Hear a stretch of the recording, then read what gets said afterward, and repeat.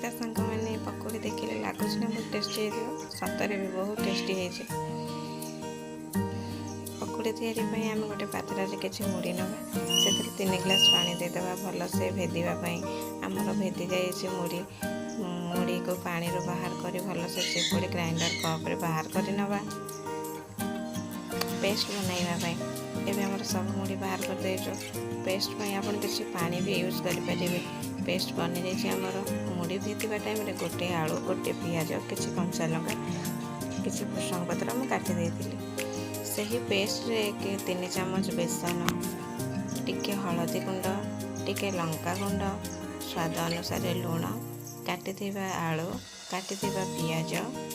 काटी भृषंग पत्र और कंचा लंका को आम पकाइबा। सतरे ये बहुत सहज रेसिपी आम घरे भी जो कौन से जिन थाए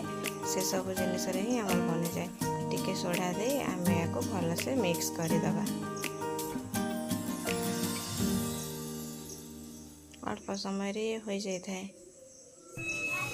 आमर ये मिक्स भी हो जाए बहुत सुंदर भी देखे। ये गैस ऑन कर कढ़ी तेल नवा तेल गरम है पकोड़ी छाड़ा देखते आम तेल बहुत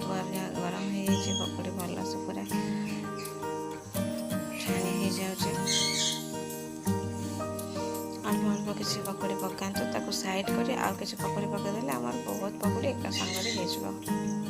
कलर भी आसीगला देखते बहुत बढ़िया कलर अल्प बहुत कम टाइम रे मन रखिए गैस को मीडियम रू टिके अधिक आउ हाई रू टिके कम फ्लेम रे देवे पकोड़ी 3 मिनट रे ही हो 20 मिनट नबनी बहुत कम टाइम रे हो जी कहीं आपण बंधु आसते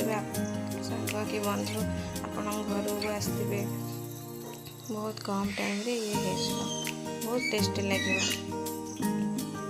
से जानी भी पारे कि आप मुड़ी रे बनई बोली। ये देखो आमर भी हो जाए पकोड़ी रेडी हो जाए बहुत कलर भी बढ़िया देखा जाए भल देखा जाए ना आपड़ भी कहते लाइक करेंगे जदि मो भिडियो भल लगी मो